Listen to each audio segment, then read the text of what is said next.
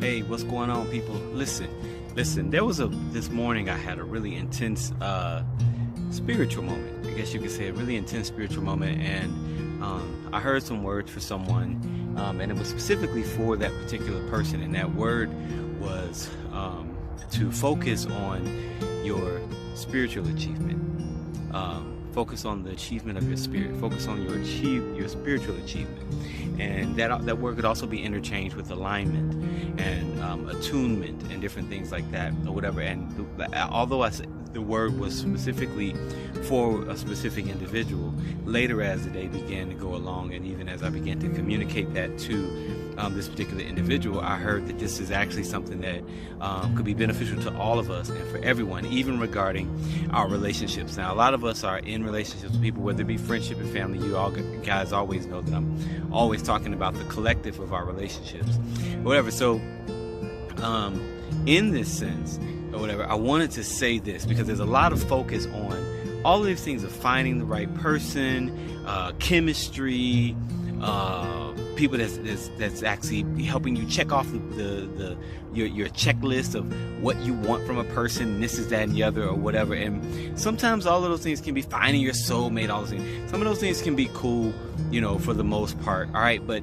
I think right now more than ever, there is a deep need for there to be a focus in your relationships on the spiritual achievement.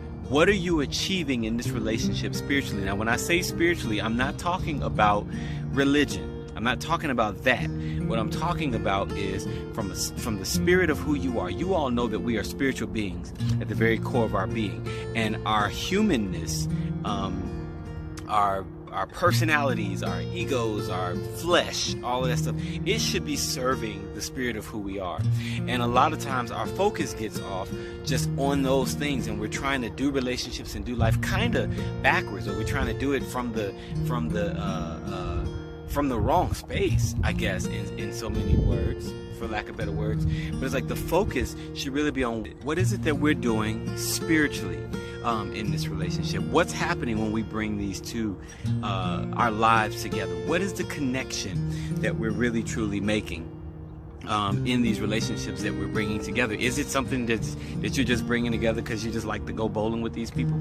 Is it something that you're bringing together because you just like sex with them? I don't know. And again, any of those things in and of themselves can be fine or whatever, but we have to really ask ourselves, what are we doing? And so much more focus needs to be set towards connecting things from a spiritual standpoint, instead of just actually connecting things in terms of all of the physical and what would you call it? The natural way that everything tends to be kind of connected. There's so much more that we can gather, so much more that we could really begin to bring together if we look at it from a standpoint of this person is a spiritual partner with me. This person has entered into this space to help bring out the greatest aspects of the spirit of who I am. And again, I'm not just talking about personality, to the point where it's not serving the spirit of who we are. But what is it that we're really doing? Here's the thing. If we set focus in our relationships on the spiritual achievement of what we're doing, the spiritual accomplishment of what we're doing, and what that is bringing two individuals together that is actually operating in the higher self of love. All right, so if we set our focus on that, set our focus on what we're connecting spiritually, what we're doing energetically, what are we actually really truly doing together that even on a greater scale betters the world that we particularly live in, I think that we'll see a lot more fulfillment within ourselves. We'll see a lot more space given for people to truly thrive and be who they've been designed to be, and this is that and the other. All right, so I think setting the focus on the spiritual achievement of who we are, and I kind of don't want to use the word achievement. That is how I heard it earlier today, but when I think more about the word achievement, we get busy with doing, and it's all about doing, instead of really being more so focused on being. All right, so spiritual achievement is ultimately about being, and then our doing births out of that being. All right, so there is action that goes in there. So it's not just like, oh, I'm just being. So but when you actually are operating from your being, there is action that comes from it, and there's doings that kind of come from that. So set the focus on that. And I'm sure, folks, if we set focus on our spiritual achievements as it relates to relationships, when you look at people, you'll see them differently. When you're engaging with them, you'll engage differently. Even if it's a romantic relationship and you're moving to the place of sex and this is that and the other, that sexual experience with them, it will be totally different. It will be something that many of us probably have rarely even experienced, or whatever, because it is the true meaning of really saying, because I am loved for you, the divine in me even sees the divine in you. When I look at you, we talk about worship. Listen, it's a whole nother level of worship. And I'm not talking about worship in the sense where you're just bowing down to somebody in that, or in this egoic type of worship. What I'm talking about is the kind of thing that says the divine in me sees the divine in you. The God in me honors the God in you, and it causes you to rise to being love for that particular individual. It calls you to rise to being love as yourself and in your authentic self, and in turn you become the ground or the space or whatever it may be that another person needs in order to thrive, which is ultimately what we all need to thrive. All right, because a lot of times we feel like I'm doing this for them, I'm being this for them, but the reality is anything that you're being, anything that you're doing, is for us all. It serves us all. All right, so when you are great ground for people, for them to be able to thrive on, guess what? It does benefit you, but the focus shouldn't necessarily be just on how it benefits you. But when I'm talking about the piece of it brings us to a space of worship, I'm talking about a space of authentic love for one another, and what the word worship, how that word came together, what it can mean. Worth-ship.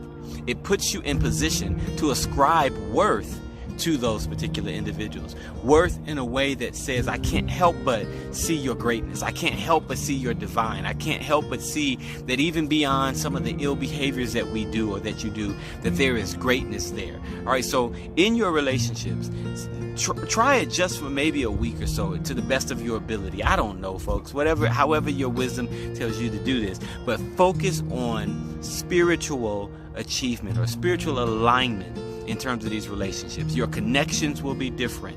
Your experiences will be different. And you will be even fulfilling more of your design and purpose for being on this planet. We will also be fulfilling more of our design and our purpose for relationships. And I think that I felt it extremely strong today, or whatever, that this is the operation from which we should be leading our lives. We should be living our lives according to our spirit, but we get distracted by, our partner's beauty or our friends' jovial personalities, or whatever these other little material manifestations of things can actually be. And again, nothing wrong with those, and you want to be around somebody that's excited. You do want the person that you're with to kind of be a looker, so there's absolutely nothing wrong with that. But I think that if you set the focus on drawing attention to the spirit of the relationship, the spirit of who you guys are, and who you are first of all, but who you guys are together. What are we accomplishing in this? What are we really truly accomplishing? Are we presenting to the world what it looks like for love to manifest itself in the relationships between two human beings? That's what we offer to the world. That's what we offer to our children. That's what we offer to the next generation. That's what we offer to the current generation. That's what we offer to the planet, to align it, even consciously to align it, is when our relationships are reflective of what it looks like for love to manifest in humanity. All right? So that's spiritual success. That's spiritual achievement. All right, when we bring these two human lives together and it's lining up in a way that you can just look at some people and be like, them right there, that group of friends, that's love right there. That family over there, that's love right there. This couple right here, that's love. Set your focus, people. Set that focus on spiritual achievement, spiritual alignment. I know there's a lot of other distractions that are out there that we have identified as far as success, but as it pertains to your humanness, your being, your spiritual being, and your relationships, set some focus, set some intentional focus on being spiritually successful, spiritual achievement, spiritually being who we were designed to be. All right, I hope this helps somebody. This could be considered a relationship ready moment with Czar, because it's all relationship, y'all. Whether we're talking about our relationships with God, or our relationships with one another, or even our relationships with ourselves, it's all relational, and it's all spiritual. All right. So at the end of the day, it is what it is. Listen, I hope it helped you. I am love for you, and I hope you are love for me, so we can show the world what it's like when human beings really truly align and love one another.